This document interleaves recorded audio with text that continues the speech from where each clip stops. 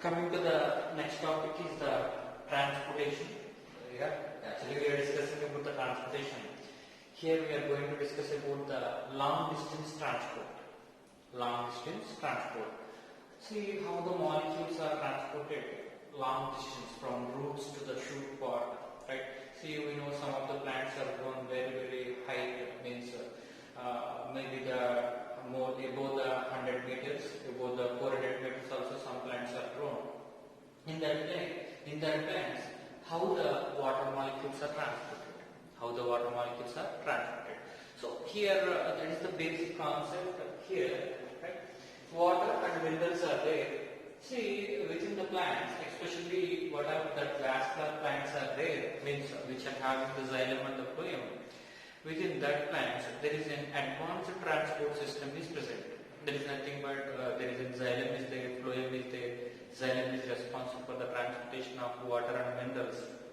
Phloem is responsible for the transportation of the food material. We know that concept.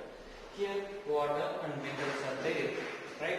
Which are majorly involved in the negative hydrostatic pressure. The water and minerals which are transported by the negative hydrostatic pressure. I already said this is the plant. This is the plant.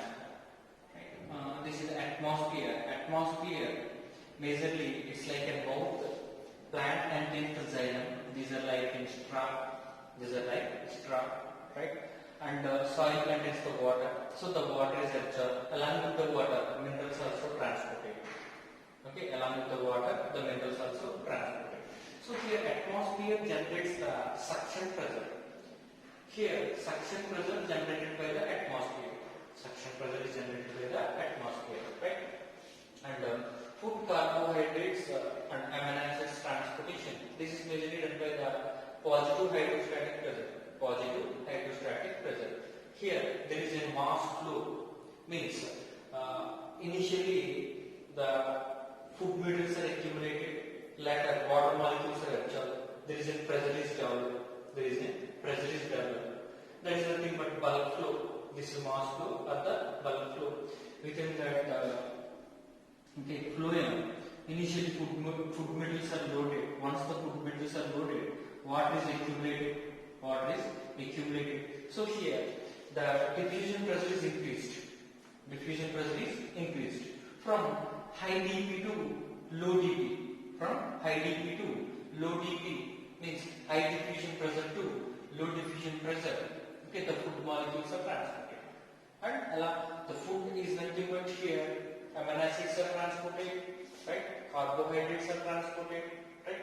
So food is nothing but carbohydrates are transported, and here amino acids also transported through the phloem. Through the phloem, especially within the phloem, positive hydrostatic pressure is generated. Here there is a positive hydrostatic pressure is generated. Right? This is nothing but mass flow or the bulk flow from high dP to low dP. See here water and minerals which are transported by the xylem. Right? Food molecules which are transported by the phloem. Right? This is the initial introduction for the long distance transport. Long distance transport. See here how do plants absorb water? How do plants absorb water? We know the anatomy of the root. Anatomy of the root. In the first year we discussed. Here, this is the outermost part of the root. This is called as epidermis. Within the epidermis, there is specialized cells are there. These are called tracheoblasts. That cells have the capacity to produce the root hairs. See, the root hairs' major function is increase the surface area. Once the surface area is increased, more amount of water and more amount of minerals are absorbed. See, the root hairs are contact with the soil particles. The root hairs are contact with the soil particles. The next part is the cortex. This region is the cortex. Right? Especially the blue color region is cortex. And next one is the endodermis. Next one is the endodermis. Right? Generally, the endodermis characteristic feature is endodermis, which is majorly deposited with the superi. Okay, there is a cascading strips are present. That cascading strips generally impermeable to the water. Impermeable to the water. So this is the cortex region and this is the endodermis region. Right after the endodermis, there is a pericycle is present. This is the pericycle region. This is the pericycle region. So within the roots there is an epidermis is there, cortex is there, right? After the cortex there is an endodermis is present, and there is a pericycle is present. Inside the pericycle, okay, here xylem is present, because here we are discussing about the water transportation. Water is transported by the xylem. Water is transported by the xylem. So how the transportation is takes place? Remember, within the water transport, majorly two mechanisms are there, or two pathways are there. One of the pathways is called as apoplast pathway, other one is called as symplast pathway. One of the pathways is called as apoplast pathway, other one is called as symplast pathway. So what is apoplast pathway? Within that apoplast pathway, see, the root hairs absorbs the water. Okay, the red color indicates the apoplast. The root hairs, right? The root hairs absorbs the water. The red color indicates here apoplast mechanism. Within this mechanism, here these are the cells. These are the cells. Always, okay, whatever that intracellular spaces are there, through that spaces, the water molecules are transported. Always, between the cells, there is a space is there. Through that space, okay, the water molecules are transported. Okay? Remember, see, the apoplast pathway up to only cortex region. Up to only cortex region. Because here the endodermis is not allows the water molecules by the apoplast mechanism. For suppose this is one of the endodermis. Okay, I already said within the endodermis, okay, there is an casparine strips are present. These are the casparine strips. These are the casparine strips, and these casparine strips are impermeable to the water. But there is special cells are there within the endodermis. These are called passage cells. The cells are called as passage cells. Through the passage cells only the water molecules are transported. Through the passage cells only the water molecules are transported. See, first of all, this is about the apoplast. Apoplast only seen up to endodermis region. Why I will explain. Right? See, next one is symplast. Symplast is always transported the water molecules from one cell to another cell. There is an intercellular connections are there. One cell is connected with the another cell by the plasmodesmata or any other. Okay, intracellular transportation is there from one cell to another cell. Okay, so symplast is transported from one cell to another cell. Okay, see here, symplast have the capacity to cross the passage cells also. To cross the passage cells are endodermis also, because by the endodermis. Okay, see, not by the endodermis. Sorry, here there is an endodermis is there. Within that endodermis, there is a passage cells are there. The passage cells, okay, the cell membrane is crossed. Means the cell membrane contains aquaporins. Through that aquaporins, the water molecules are transported. Through that cell membrane contains aquaporins are there. Through the aquaporins, the water molecules are transported. See what I am telling here. These are the cells. These are the cells, right? And this is one of the passage cell, endodermis. See. This is the one of the apoplast mechanism. This is one of the apoplast mechanism, right? And this is a symplast mechanism. This is a symplast mechanism. Symplast can cross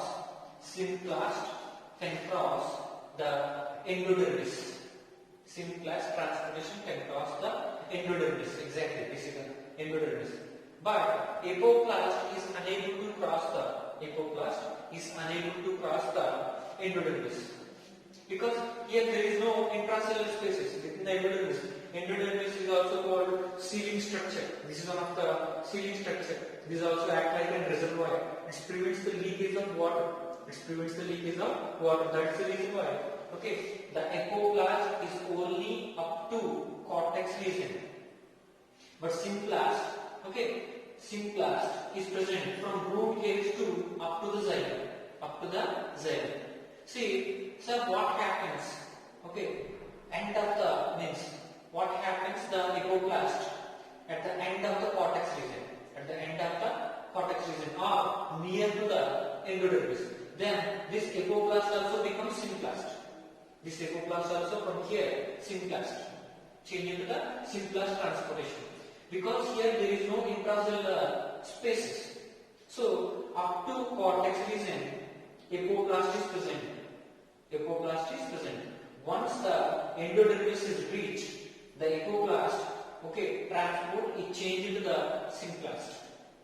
Apoplast transport is changed into the symplast, right? So that is about that the apoplast pathway and the symplast pathway. So this is the best explanation. This is the best explanation. These are the cells: epidermis, cortex, endodermis, pericyclic. This is the xylem. This is the xylem. So I said, okay, this is the transport of apoplast. This is the apoplast transport, and this is the, okay, this one symplast. This one is the symplast transport. So initially, water absorption takes place. Okay, whatever that intracellular spaces are there, through that intracellular spaces, apoplast transportation takes place. Apoplast transportation takes place. I already said the apoplast transport is ended before the endodermis. Before the endodermis.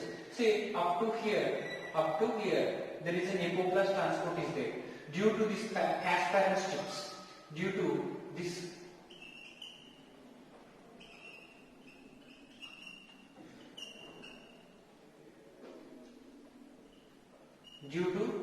casparine strips. See, the apoplast is prevented. Then the apoplast becomes symplast. The apoplast becomes symplast. So here this is about the apoplast, and from one cell to another cell, the water molecules are transported. The green color lines are indicates here symplast transport. So finally reaches the water through the xylem by the symplast mechanism. So the blue color lines are indicates here initially. The blue color lines are indicates here apoplast transport. So the difference between apoplast and the symplast. The difference between apoplast and the symplast. See here, continuous movement of water from one cell to another cell by crossing cell walls and intercellular spaces. I already said this is the cell and this is the cell. Okay, the cell walls are crossed or intercellular spaces are crossed. Right? So this is called as apoplast mechanism. This is a non-living process. And no barriers. Here there is no barriers. Right? And driving force is water potential. Right? Other one, simplest. Continuous movement of water from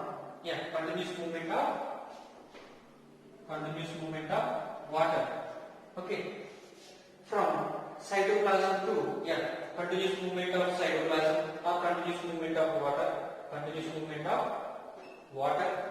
continuous movement of cytoplasm. Okay, we can take anyone. Right? Continuous movement of water or continuous movement of cytoplasm from one cell to another cell. By crossing cell membrane or tonoplast and the plasmodesmata. Very simple. Tonoplast is nothing but vacuole structure. Vacuole membrane is called as tonoplast. So here, okay, the water molecules are crossing cell membrane or the tonoplast or the plasmodesmata. So one cell is connected with the another cell. So this is the living process. Symplast is the living process, right? And this is a slow process. This is a rapid process. This is a slow process. Here, concentration gradient majorly involved, and cytoplasmic streaming also. Cytoplasmic movement also supporting for the transportation of water molecules from one cell to another cell by the plasmodesmata. So, concentration gradient is supported, cytoplasmic streaming also supported. Example is the hydrilla cells. Within the hydrilla cells, whatever the chloroplast is there, the chloroplast is very clearly visible because the chloroplast streaming within the cytoplasm, the chloroplast movement, we can very easily observe under the microscope. under the microscope, right? So that is about the difference between hypoplast and the symplast. And see, roots absorb the water by the osmosis process. Roots absorb the water by the osmosis process. In some plants, there is a special roots are there. These are ectomycorrhiza and endomycorrhiza. We know externally connected fungi. These are called as ectomycorrhiza. Internally connected fungi. This one is called as endomycorrhiza. In some plants, both ecto and endo, both the types are present. Okay, which are called as VAM, vascular, avascular mycorrhiza. Vascular, avascular mycorrhiza. Right? See, some of the plants are compulsory interact with the. Some of the plants are compulsory interact with the higher plants roots. Just example, Pinus. Pinus having symbiotic association with. Pinus having symbiotic association with the glomus. Glomus is nothing but fungi which forms the thread-like structures. Right? So Pinus, this one is majorly forms the long thread-like structure. Yeah. Pinus majorly interact with the glomus. Right? The glomus is majorly forms the long filamentous structures. Right? Glomus is supporting for the absorption of sugars, absorption of minerals and nitrogen containing components. Glomus is supporting for the absorption of the sugars, minerals and nitrogen containing compounds. And we discussed about whatever that VAM is there. VAM is majorly responsible for the absorption of water. See, two types of fungi we are discussing. One is that VAM, vascular, avascular mycorrhiza. See, other type is glomus. Glomus is majorly forms the long filamentous structures. So glomus is responsible for absorption of sugars, absorption of minerals and absorption of nitrogen containing compounds. See, even drought conditions, both these are supporting for the absorption of water from the soil. Right? So that is about the transportation, especially long distance transportation. Right? And next one we will discuss about that how the transportation reaches the leaves.